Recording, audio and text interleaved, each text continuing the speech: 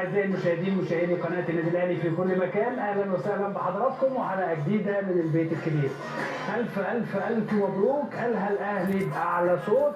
ألف ألف مبروك، إحنا أبطال أفريقيا للمرة ال 12 قدام كل أفريقيا، والعالم كله شاهد على ماذا فعله النادي الأهلي. أنا الزعيم، زعيم القارة الأول ومصدر القوة والتحدي والانتصار، قلب الكؤوس والألقاب. النادي الأهلي يوم هيفضل هو أهلي. النادي الأهلي هو مصدر الفرحة والفخر، مصدر الكبرياء والانتصار. بيقف التاريخ دايما عند اسم النادي الأهلي انتباه.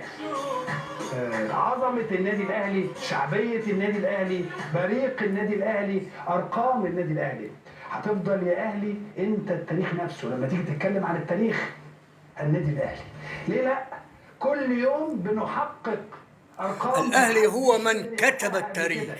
ملك القارة. الأهلي هو صاحب طباعة التاريخ، كتاب التاريخ الرياضي المصري، حاجة جميلة جدا جدا جدا. تأليف وطباعة النادي الأهلي هتشوف مشهد هو التاريخ من الجلدة للجلدة. دوري الأبطال للمرة ال 12. لا يوجد تاريخ بالرياضة المصرية سوى الأهلي. عظمة النادي الأهلي، لا يوجد تاريخ النادي الأهلي، قوة نجومه وكبرياء ينافس النادي الأهلي في إفريقيا أو في العرب سوى النادي الأهلي.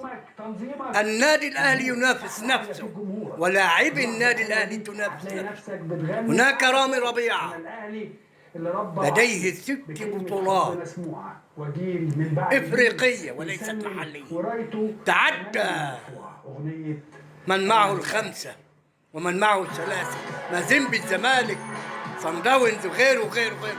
لاعب في النادي الأهلي يسمى برامي ربيعة، فارس مباراة الأمس. لديه 6 أبطال إفريقيا، دوري أبطال إفريقيا، وليست الكونفدرالية الرمضانية. اسمع معايا،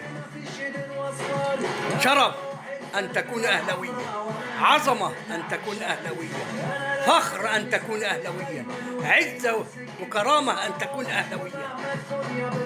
وهذا يدل على تنظيم الأمس في مباراة الأمس بعد التتويج بالكاس بالأميرة السمراء التي ذهبت لأحضان حبيبها ومعشوقها وفارسها للنادي الأهلي.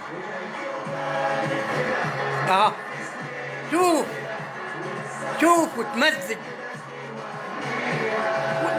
وافتخر وعيش حياتك سعادة. الأهلي بياخد من أوقاتنا كده لحظات للسعادة بتعوض اللي فات. الحقيقة الواحد شكرا للأهلي، هو في الملعب. شكرا للأهلي، ولكن هذه البطولة أهلاوي وأفتخر، بطولة مختلفة، تعظيم سلام، وألف مليار مبروك ال 12 الإفريقية.